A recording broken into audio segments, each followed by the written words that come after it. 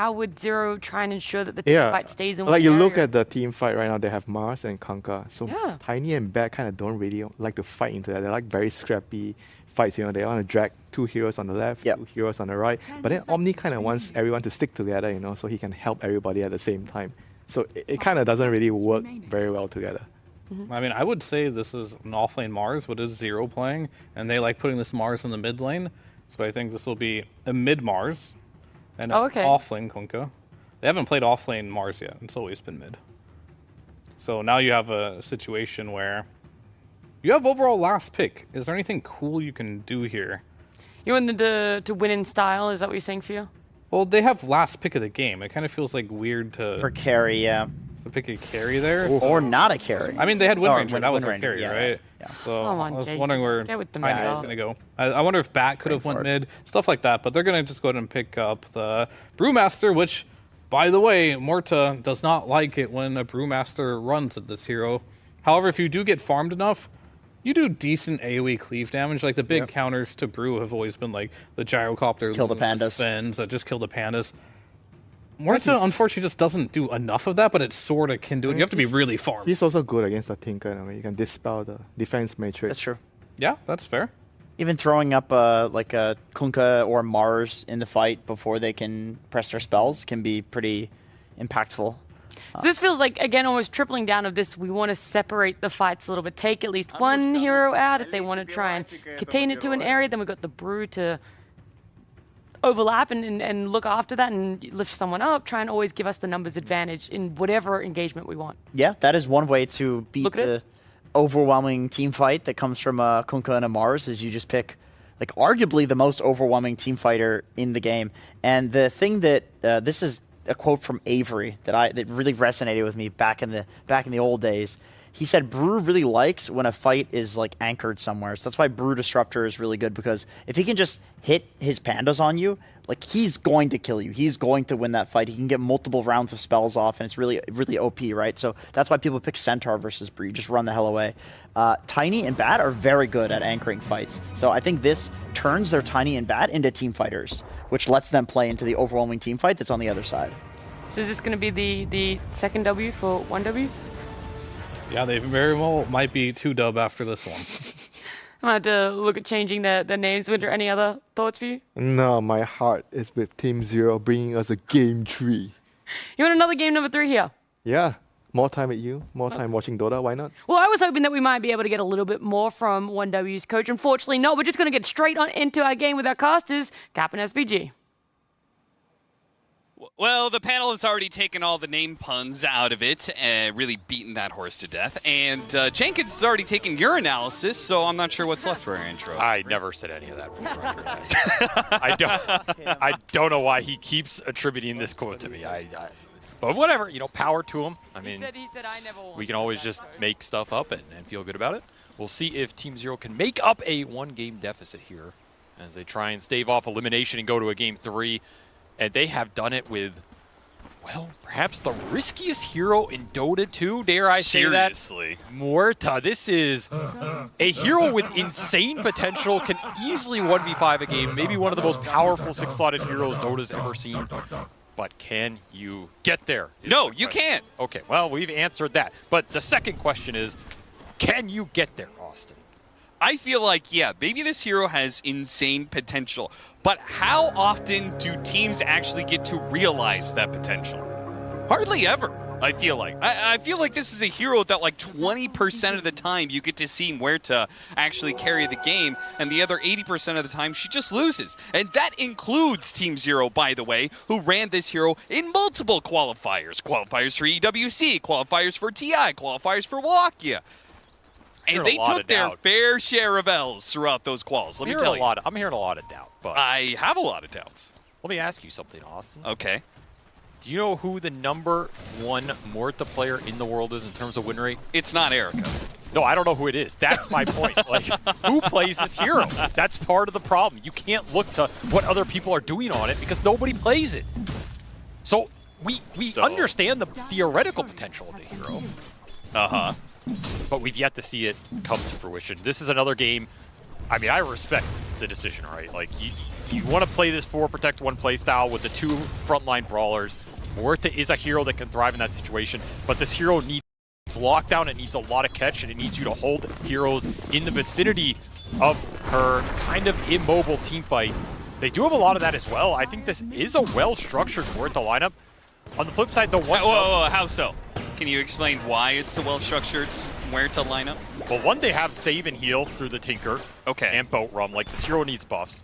And there's either 2 ways to play with Muerta. You either make her a super mobile hero, which she lacks. Like, you play the Io Muerta, or, I don't know, Darkseer Muerta, whatever. Centaur, yeah, sure. Yeah, and you get her to enemy heroes, or you lock enemy heroes in a cage with her. Yeah. She will win the cage match. You have Arena to do that, you have X to do that, you have Hookshot Cogs to do that. I mean, you can't ask for much more. Yeah, you've actually got 3 heroes to keep 1 W in one spot. They're going to create the cage and try and put him in there. Would you say that they anchor them in one spot? No, I would not say that, actually. I think it's more of a, you know, hold them in a vicinity type deal. No, not even for the Sea Captain puns? Okay. Flip side, though, is I think 1Dub kind of saw this idea coming and have addressed it in some nice ways with the displacement. The Tiny and the Back can both just isolate a target, bring them out of that sort of cage match identity, and really make the team fight difficult for Team Zero to commit into and convert on. And I think Brewmaster's another hero that is a huge backline disruptor and an interesting idea versus Tinker. We've seen a lot of Tinker this tournament. We've seen a lot of, you know, I think casual ideas versus it, but I think Brew is one of the harder like counters in theory if you can just toss the Tinker, catch him in a fight. He kind of just sits there and continually casts March and his shields and his roots and whatever, but if you can just toss him and then take the fight, seems pretty nice. Okay, I thought you were going to say the Dispel. Yeah, like if he's going to preemptively barrier everybody, 1 Dispel comes through, ruins all that? Right, Brew has Tornado and Mass Dispel. They're both really good versus Tinker. Sure. You can also toss up the 4 protect 1 carry in this instance. If you want to throw the Muerta up into the air, you remove like a huge chunk of the damage from this Team Zero lineup. Yeah, that's always the biggest issue with Muerta, right? If she pops her ultimate and she has this very limited window to win the team fight, and 1 tornado could ruin that entire timing. Exactly. So I think the Brew pick is really smart on paper here. Not a hero we see a lot, but they have all the pieces to make it work. Batrider can bring the team fight to you. Omni Knight can let your Wind Ranger go in when you commit into the fight. So I think it makes a lot of sense here. Really smart drafting, and I don't know, could be a very exciting game if this goes late and both these carries find a lot of farm. They're both very dangerous with those 5 slots. Yeah, it's true. On low. Tor does land, but Monkushi is able to get 1 hit in. Not a second for the kill, Ponlo. Not your former teammate. It's able to get away. I did some research there. You feel better about that? I do. Thank you. Listen, man, Quincy Crew was like your team just because you weren't there. Just because you abandoned them for a year. I will say, a product of my career in this game is I have been in a lot of these TI elimination matches. Yeah. Didn't want to, but I have been here. And I will say they, despite what it looks like, they are very stressful. Not as stressful as the BO1s. Okay. Which, you know, they got rid of those after I retired. Little sus, but they are still very stressful, especially when you come down to these elimination games. Like, you start to feel the pressure, you know? If you start to lose a team fight in that mid game and it's your elimination game, those thoughts start creeping in, right? Like, yeah, this is the last fight I'm going to have at this tournament. Is this where it all ends? The laning phase goes particularly rough. Exactly. Yeah. So you start thinking about getting a regular 9 to 5. So my point is, for Team Zero, the start here is pretty important. Well, they're going to be thinking about whether or not this was the first blood that leads Cloud into the same dominating position he was in Game 1, because he absolutely destroyed that first game off the Beastmaster. And we talked about how the Brewmaster is pretty well positioned to counter the Muerta in this one. And already 25-5 in CS and has gotten the first blood. A good start for 1Dub. At least this game is going better for 7E. I mean, that is going to be the player that I think Zero are hoping has a much better time. Like, he just got completely shut down by that Invoker. They first phase banned it. I think they easily identified it was a big problem in that first game. Yeah. So if this Mars could start to run around the map with some power runes, do what they wanted that Earth Spirit to do last time, maybe this game could be a bit faster for Team Zero and they don't find themselves in a deficit. If 1Dub get away with a similar type of early game they did in that game 1 with this kind of lineup, I think they are going to be very happy running around the map, finding the pickoffs, building up some stacks for the Bat or, you know, Whirlwind Winter Ranger, which is something you have to think about as well. And just kind of playing that kind of pickoff style displacement into team fights going to be for them. Yeah. 6-minute Power Rune is Illusion, not the most useful here for either hero, and should be secured for 70 if he can survive.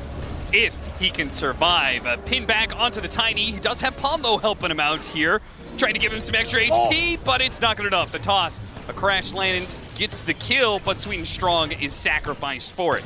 Chiro Jr. doesn't mind, though. That was so much damage.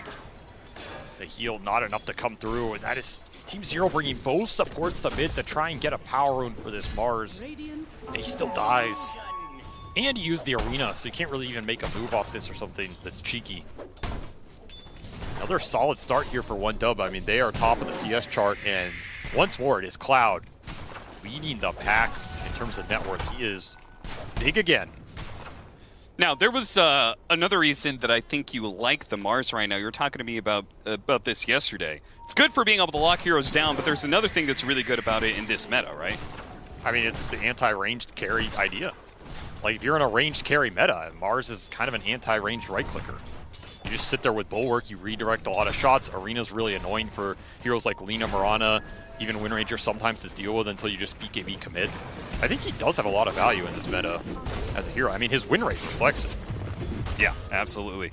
Well, so we'll see whether or not how effective that Whirlwind is going to be in these situations where Munkushi is currently putting it to use here to try and hunt down Pombo. A toss over to try and get respect within striking range. Doesn't actually work out. All he's able to do is throw the repel onto Munkushi to get him away. But no kill to be found here. Perhaps one at bottom lane where Sweet and Strong as well as Cloud are surrounding. Yes, sir, who will go down. Not getting anything out of this either because ZZQ might end up dying here. Wait, 70 comes in, hits the pin onto Respect, manages to get that kill, and Chiro Jr. is going to find that the Mars is too tanky to do much. All those rotations top end up leaving the Morta alone. One creep off level 6. No hope in that 1-on-2. And once more, I think OneDub mostly happy with that exchange just because the Brews continue to accelerate and they got the big Morta kill, but that exchange top was at least good for Zero here. They get a lot of XP for 7E. He gets involved in this early game, gets the 8-minute Power Rune as well, which is a big one for this Mars. The resources are really important for this hero. Do lose your stacks, but you protect the ancient stacks at least, and can start to slowly clear through them here. Yeah, Ponlo's gonna start working on it, but he's not level 6, so he can't actually do it yet. Throws out one March of the Machines to make it a little bit weaker, but there's no rearm to throw a second one. Very tough one. And this hasn't been a laning phase where the Morta has found a lot of action either. Kind of just been farm trading down here, but still in an okay position. Team Zero just want to protect their side of the map. The stacks will continue to be built up by Sweet and Strong on the side of OneDub, going probably into the Whirlwind or maybe give it to the Tiny as well. Get a faster blink here would be nice. It is pretty interesting. Twice now they've fed the Kunkka some stacks. A hero that I usually feel like doesn't need the stacks because he is able to play the laning phase so efficiently most of the time. I mean, your mid's not taking it in this game. The Morta can't do it that early. Yeah, that's true. I think this situation is the only one who's clearing through them fast enough early, and you want to clear through them because you need the experience in this type of game. You need the experience in every game. Yeah, certainly needed for the Tinker who, you know, we were casting that game yesterday where these longer games can be very favorable for the Tinker because of the amount of farm that you can get, but we saw from OneDub in game 1, they played a super fast game. At some point in time, they came online and just started running over Team Zero. So what is Team Zero going to do to stop this? As the 10-minute Power Rune approaches, Chiro Jr. throws out the Avalanche, try and stop him, but it doesn't spawn there. 70 is going to try and make his way to the other side, but Omni-Knight is already there, one step ahead of him to claim an Arcane Rune. I will say, it feels like everything happening around mid lane for 7E in these games has just been frustrating. Yeah. Like, all these little things are just not adding up to his game being smooth, and I think OneDub are overall pretty happy with it. The one difference I think in this game from that first one is the objective taking for OneDub is a lot worse. Like that Beastmaster just barreled through all the objectives. They took all the tier 1s off that first Aegis at around the 16-minute mark. They were clearing through Ancients, they cleared through Roshan. This lineup does not do all that as fast or smoothly. So if you're to 0 and you can defend your tier 1s in a game like this and fight around them, you're going to be pretty happy. Particularly with the Tinker. Yes, sir, he's going to be caught in a lasso as he pops his ultimate and doesn't really get any damage done. The Brewmaster got off his primal split, and they're going to try and surround this Muerta as best as possible. The arena, look for the protection. Erica in some trouble. Plays inside the arena and fights back where he can, but Chiro Jr. now jumping into this one couldn't add enough damage. It looks like Pablo has been able, power shot, that's able to finish him off with the extra bit of tick damage and a shackle shot. Locking down both 70 as well as Beyond, throws out the spear. It just pushes Chiro Jr. back to the back line as Munkushi will take over the team fight now and looks to chase after 7E with the urn on him. Another shackle shot coming up soon. A toss gonna be denied as the spear throws him back where he came from.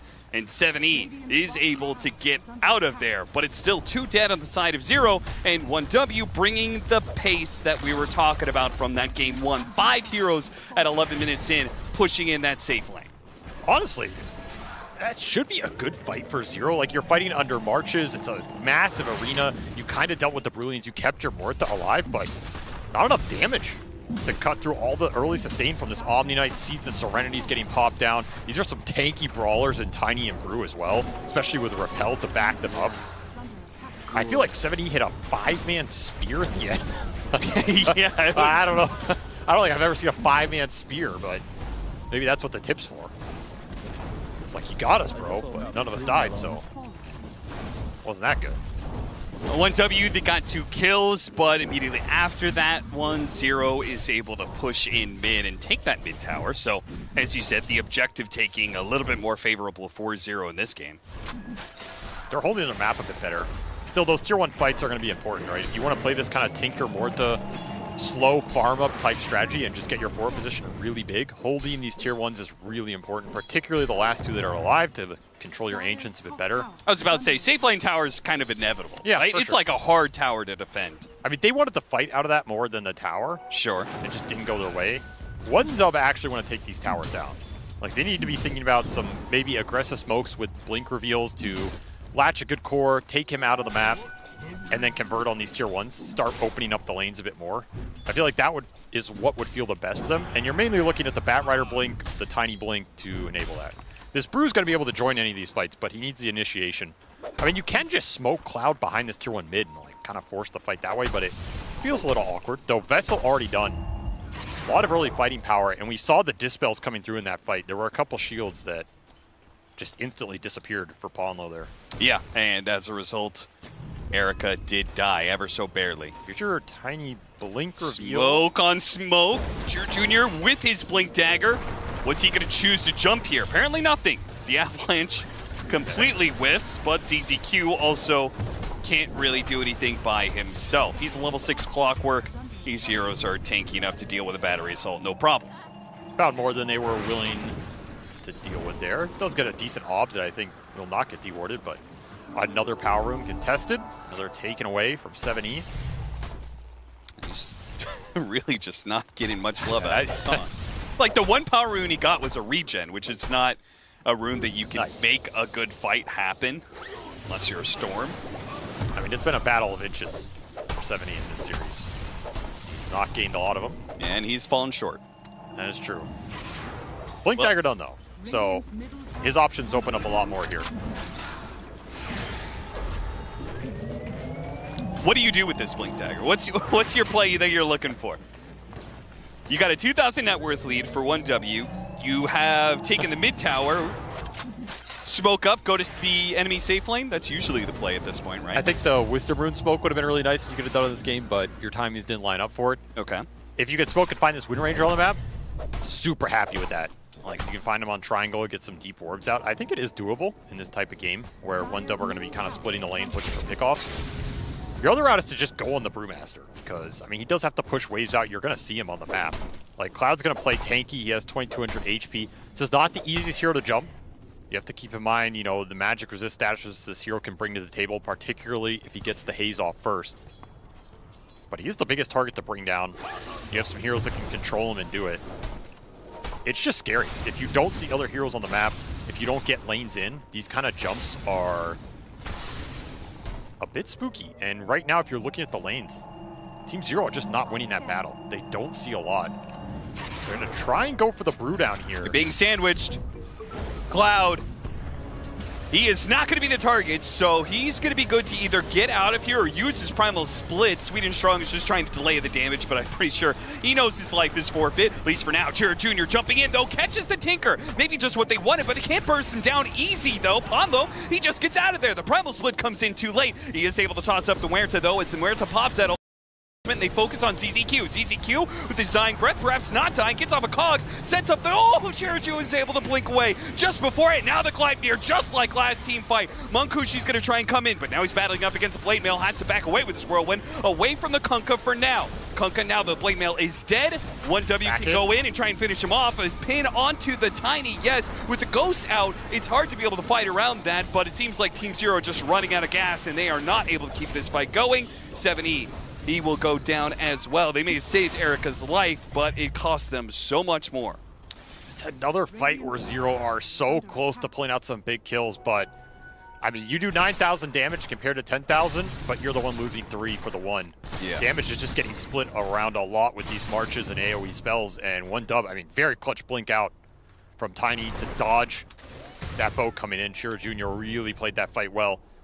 And they kind of kited out this Muerta ulti, right? Like, it got some work done, but if anything, I felt like the callings were more impactful. They're really hard for 1W to fight into, particularly if you can lock heroes in things like the cogs, and then you're just getting permanently silenced.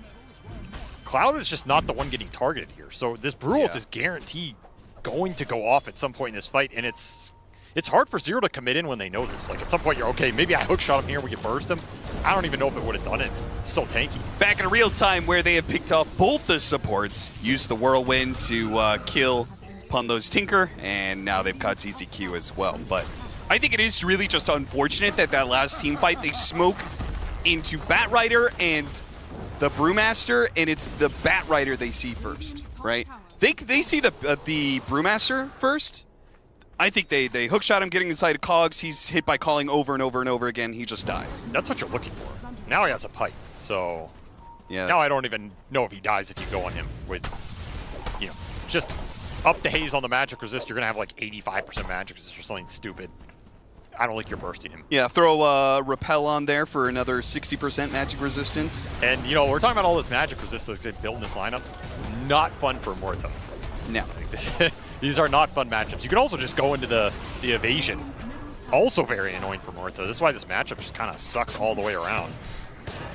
Not much you can really do to deal with it. You just have to become so powerful that you punch through everything. It's almost like you want him to go into the Brewlings so you can kill the Brewlings. Yeah, which is why the panel was calling into question this Muerta pick in the first place. It didn't seem like a great Muerta game with the heroes that were shown. And then obviously the couple of counters that came out after that just makes it that much worse. I mean, let's be fair though. Uh-huh.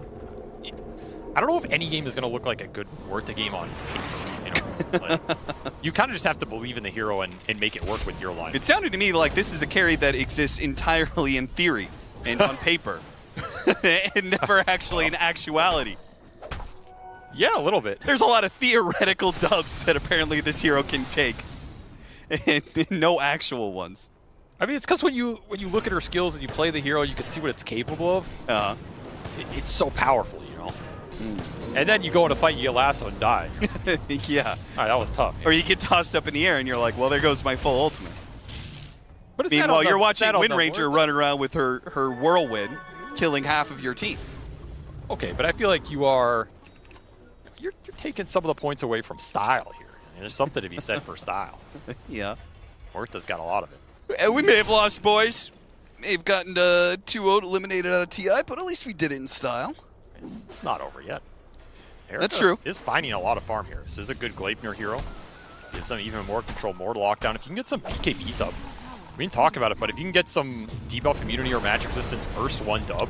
What a timing there for the cogs. It doesn't do anything to save ZZQ, but it does help his carry get out of there. I feel like I've seen this before. Yeah. This is the same play game one, the 20-minute instant Tormentor contest. Yeah, they're doing it without an Aegis, which is maybe cause for more concern.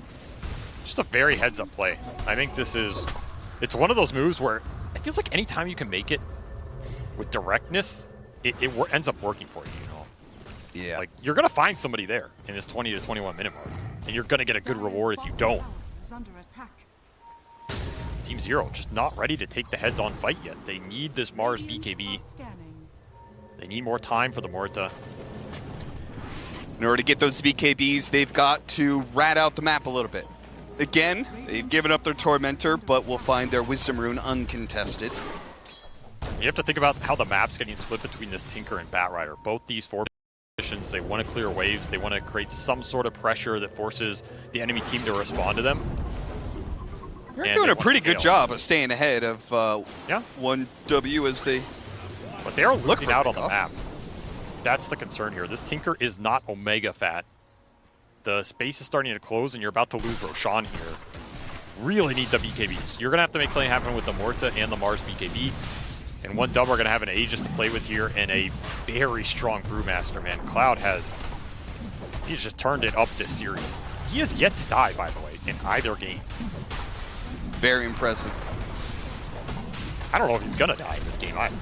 If he gets his Radiance, you're putting Evasion on top of the Magic Resist, on top of its HP, on top of the Omni Knight that can bail him out if you really need it.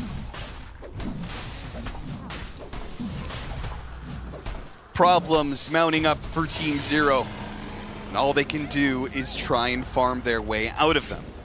This 1W gets the Aegis on Munkushi, and we'll see what objectives they're able to take with this next 5 minutes. BKBs are coming in, though, for Team Zero. That's the farm that they need. BKBs, they get it on Mars, get it on Erica here. Maybe. I like the Afrenda placement, you know. Yeah, I like how... already planning, like, when he dies in the team fight, he can go back to the Ancients and just pick up where he left off. You know? Well, I was going to say both facets are so bad that the best one is using Ofrenda for like 20 attack speed or something. Caught the Tinker in action. This is why the Tinker has stayed behind an Omni Knight in net worth, because he is just not able to push these lanes like you would want him to, just constantly in fear for his life off this Blink Dagger Tiny, or the Wind Ranger running you down. You're the one with the displacement, so you're not too afraid to just let the Brew frontline. Yeah, absolutely. I mean, they did this last time, right? Yeah, bring them back. Try and bring them back. Team Zero. They don't want to come back. Yeah, they're like, okay, we're going to call your bluff here. But is it a bluff? I mean, knock, knock. Anybody home? Apparently not. Okay, now the Mars is going to start coming back. The Torrent does land. So are they going to try and catch these heroes at all before they get out? I mean, even if they did, it's just a simple repel, walk away. Yeah, that's the issue. The initiation's not easy. I think they made the correct call. Just farm the map as much as you can. You're not defending that without the Tinker respawn anyway. Your one play was maybe to look for a spear back, but it's pretty scary going into Bat and Tiny, who can both just... Your Mars is dead on that initiation. Yeah, when they have repositioning tools and you blink into them, you're probably getting pulled all the way out to sea. But there's your BKB. We're at the BKB online. Your Mars one was finished earlier. Ideally, you would want to fight with this timing. It's a very powerful one for the Morta here. If Erica can get in good position and just be that damage turret. What are you fighting for, though? There's no you're fighting big for objectives. Non-elimination in TI, Austin. That's what you're fighting for. I just mean, like, what's the point of fighting at this point in time? Can't you just, like, keep farming?